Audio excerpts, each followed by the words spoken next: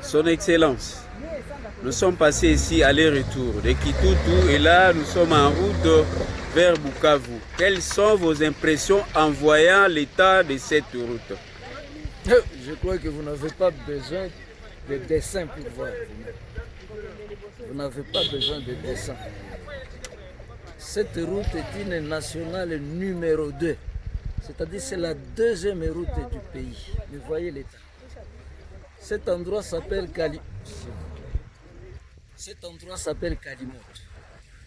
J'ai demandé à la population d'ici d'appeler cet endroit P100.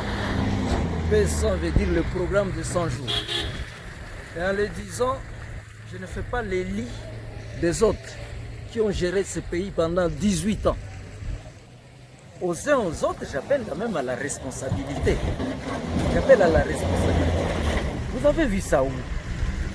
Même les pays les plus pauvres du monde n'ont pas ça. Et les gens paient les taxes.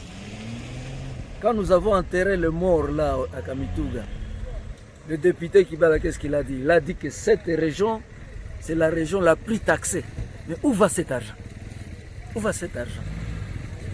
Donc j'en appelle à la responsabilité de tout le monde. Alors, les populations me disent qu'on s'arrange pour que nous fassions nous-mêmes cette route. Il y en a qui ont commencé à les faire, les routes de dessert. Les routes de dessert agricoles, je crois que la population peut s'en occuper. Mais la route nationale, avec des brouettes, vous avez vu ça où? Alors moi, j'ai dit, comme il s'est passé avec l'enseignement, comme il s'est passé avec les routes, nous devons renoncer à cette politique de suppléance. Que là où l'État ne fait rien, que la population s'organise. Entre-temps, les malins mettent l'argent de l'État dans les poches. Cette population qui paie des taxes, vous mettez cet argent dans les poches pour vous construire des buildings, même en dehors du pays. Et les naïfs gens disent, tu fais Siepec. C'est cette politique qui nous a laissés dans cette situation. Que ce soit dans l'enseignement, que ce soit pour les routes. Il y a des policiers là qui nous demandent Maya Kunywa, même l'armée. Et cela est la cause aussi des violences que nous vivons dans ces pays, dans cette partie du pays.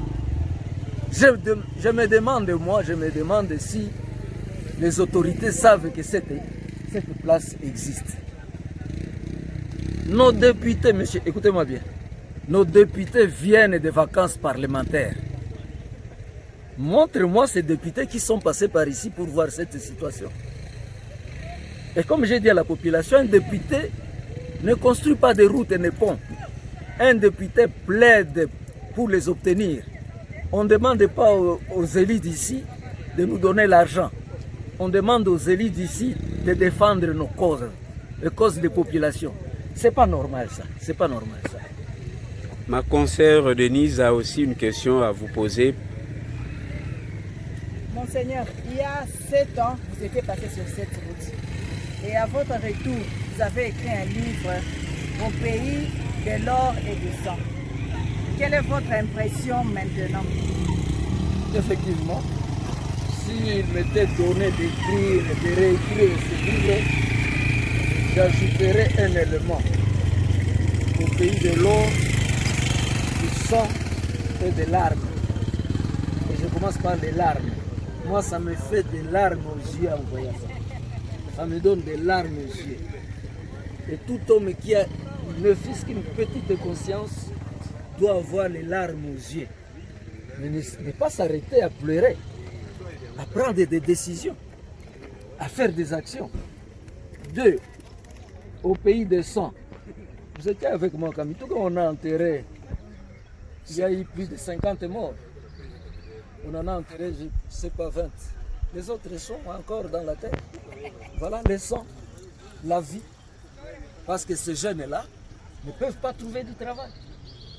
Ils ne peuvent pas trouver du travail. Nous avons parlé de solutions alternatives contre l'exploitation artisanale. On n'a pas d'autorité pour prendre de grandes mesures. On n'a pas d'autorité pour prendre de grandes mesures. Comme je ne cesse de le dire ces derniers temps, si les fonctionnaires de l'État comme les enseignants, les agronomes, qui continuent à travailler à 80 ans. Quand est-ce que leurs enfants les remplaceront? Quand est-ce que leurs enfants les remplaceront? Nous avons un gouvernement là, au Parlement, des gens qui ont travaillé avec Mobutu, avec Kabila le père, avec Kabila le fils, aujourd'hui avec Félix. Et quand est-ce que ces jeunes-là trouveront aussi des places là-bas? Pays de larmes, la souffrance que les gens trouvent ici.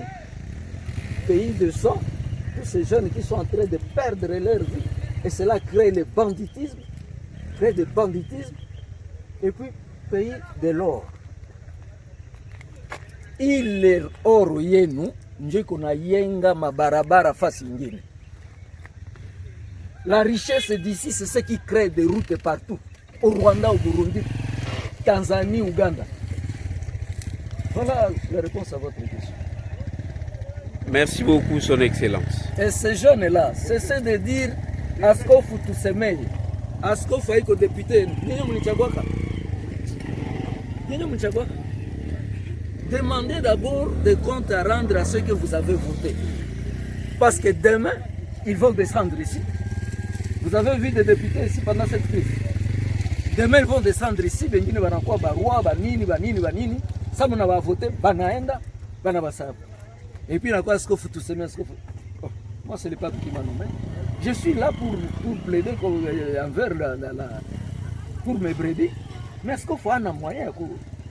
Tout m'a indiqué, si vous ne faites pas ça, vous êtes complice. Pourquoi vous vous rabattez à l'église? Vous laissez tranquille ceux que vous avez voté, ceux qui bouffent votre argent. Selon vous, qu'est-ce que la population doit faire? Revendiquer leurs droits. Revendiquer le droit. En utilisant... On a droit. Le moyen pacifique, bien sûr. Le moyen pacifique, bien sûr. Bon.